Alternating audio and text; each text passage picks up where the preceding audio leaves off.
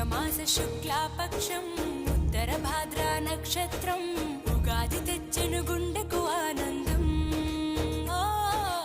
ఆయని గురుతులు అయ్యను మన సొంతం.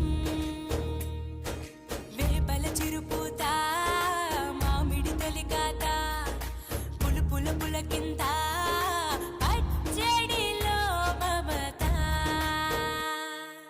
తీపి కారము పులుపు చేదులు ఉప్పు వగరులాగా ఈ జీవితం కష్ట సుఖముతో సాగేటి నావా. అదే అదేగా ఉగాది మనకు బోధించే మంత్రం. ఇదేగా మనిషి మనుగడకు ఆది అంత సూత్రం. విళంబిన మా సంవత్సర